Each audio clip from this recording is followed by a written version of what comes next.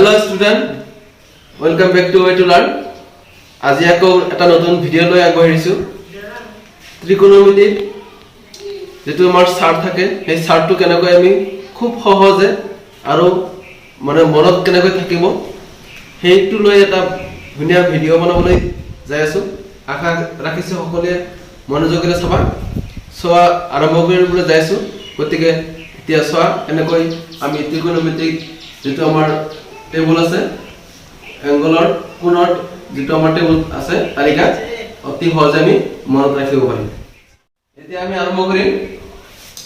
So প্ৰথমতে আমি 0 ৰ পৰা 0 1 2 3 4 লৈ লিখি লম। তাৰ পিছত প্ৰত্যেকটো সংখ্যাকে আমি 4 এৰে হৰণ কৰিম। অৰ্থাৎ 0 ক 4 এৰে হৰণ কৰিলে আমি পাম 0, 1 ক হৰণ কৰিলে পাম আমি 1/4, 2 ক যদি আমি 4 এৰে হৰণ কৰো তেনেহলে পাম 2/4, 3 ক 4 এৰে হৰণ কৰো 3/4, 4 ক যদি 4 এৰে হৰণ কৰো তেতিয়াহলে আমি 4/4। অর্থাৎ এটু পাম আমি 1/2, এটু পাম আমি 1, 0 1/4, 1/2, 3/4 আর এটু পালো আমি 1। এতিয়া আমি গোটেইখিনি বর্গমূল নির্ণয় করিম। গতিকে 0 ৰ বৰ্গমূল নিৰ্ণয় কৰিলে আমি পাম 0। যদি 1/4 ৰ বৰ্গমূল নিৰ্ণয় কৰি তেতিয়াহলে পাম 1/2, 1/2 ৰ বৰ্গমূল নিৰ্ণয় কৰিলে পাম আমি 1/√2। যদি আমি 3/4 ৰ বৰ্গমূল নিৰ্ণয় কৰো তেতিয়াহলে পাম আমি √3/2। 1 ৰ বর্গমূল আমি পাম 1। গতিকে আমি কি পালো 0 1/2 1/√2 √3/2 আর এটা পালো আমার সাইনৰ মান। এটা হবে 0 degree sin 0 degree sin 0 degree.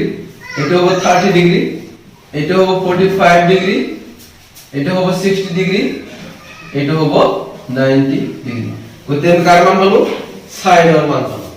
এতিয়া যদি আমি cos এর মান বাহির করব cos অর্থাৎ cos 0 ডিগ্রি মান হবে আমার এতে সাপোজ এগুলো 0 ডিগ্রি, এতে 30 degree, 45 degree, 60 degree, 90 degree.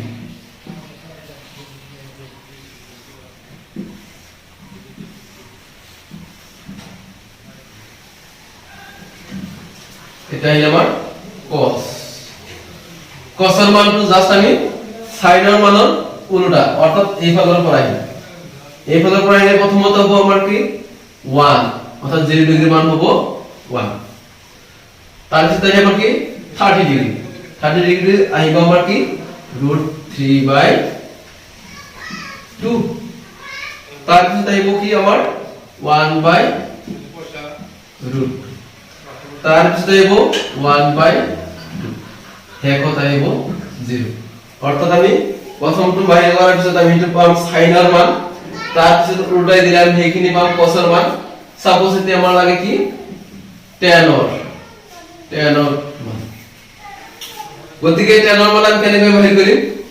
tan এৰ মান হল এই সাইনৰ মানক cos এৰ মানেৰে আমি কি কৰিম হৰণ কৰিম। অৰ্থাৎ 0 ক যদি আমি 1 এৰে হৰণ কৰো তেতিয়াহলে আমি কি পাই আছো 0।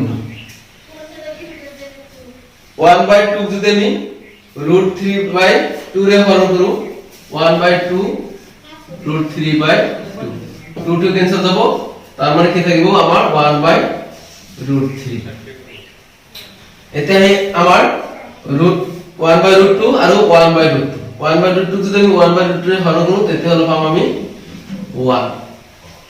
√3/2 যদি আমি 1/2 ৰে হৰণ কৰো তেতিয়া √3/2/1/2 তেতিয়াহলে আমাৰ 2 ক্যান্সেল হ'ব, থাকিব মাত্ৰ আমাৰ √3।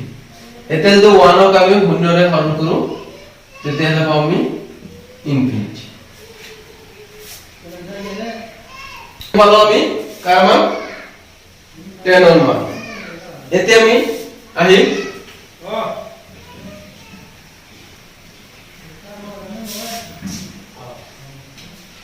tan ৰ পিছত সাপোজ আহিম এতিয়া আমি cosec কৰিম cosec আমাৰ কি 0 ডিগ্ৰী মান ধৰিব অৰ্থাৎ আমি কি কৰিব লাগে ইয়াৰ সাইনৰ যিখিনি মান আছে আমি এইখিনি উলটাই দিব লাগে অৰ্থাৎ সাইনৰ প্ৰথমটো কি আছে 0 0 ক উলটাই দিলে কি পাম আমি 1/0 অর্থাৎ 1/0 1/0 হলে কি হবে 1 ক 0 পালন হ'ব তার মানে ইয়ার মানটো কি হ'ব সংখ্যাবদ্ধ নহয় তার মানে কি হ'ব যিকোনো সংখ্যাক যদি মানে 0 ৰে হৰণ কৰা হয় তার মানে সেই মানটো কি হয় সংখ্যাবদ্ধ নহয় তার মানে আমি ইয়াত কি পাম ইনফিনিটি সংখ্যাবদ্ধ নহয় তার পিছত কি আছে আমাৰ 1/2 1/2 যদি উল্টাই দিও তেতিয়া পাম আমি 2 তার পিছত আছে 1/√2 যদি উল্টাই দিও তেতিয়া পাম আমি কি √2 এতিয়া আমি যদি √3/2 যদি উল্টাই দিও তেতিয়া পাম আমি 2/√3 এতিয়া 1 ক যদি উল্টাই দিও তেতিয়া আমি কি পাম 1 ইয়াৰ পিছত আহিল আমাৰ sec sec আমাৰ কি 0 গতিকে 0 হ'ব কি সেকৰ ক্ষেত্ৰত আমি জাস্ট cos ৰ মানখিনি কি কৰিব লাগে ঠিক ইয়াৰ দৰে উল্টাই দিব লাগে গতিকে 1 যদি আমি উল্টাই দিও 1 পাম √3/2 যদি উল্টাই দিও তেতিয়া আমি পাম 2/√3 1/√2 যদি উল্টাই দিও তেতিয়া পাম আমি √2 1/2 যদি আমি উল্টাই দিও তেতিয়া পাম আমি 2 শূন্য যদি উল্টাই দিও তেতিয়া ঠিক আগৰ দৰে কি হ'ব ইয়াৰ সংখ্যাবদ্ধ নহয় এতিয়া আহিল আমাৰ cot cotৰ ক্ষেত্ৰত জাস্ট আমি tan ৰ মানখিনি সোঁফালৰ পৰা বাওঁফালে লিখি আহিম অৰ্থাৎ প্ৰথমটো হ'ব ইনফিনিটি দ্বিতীয়টো হ'ব √3 তৃতীয় নম্বৰ হ'ব 1 চতুৰ্থ নম্বৰ হ'ব 1/√3 আৰু পঞ্চম নম্বৰত হ'ব 0 এইটো হ'ব আমাৰ ত্ৰিকোণমিতিৰ কোণৰ যিটো তালিকা সেই তালিকা সহজভাৱে মনত ৰাখা উপায়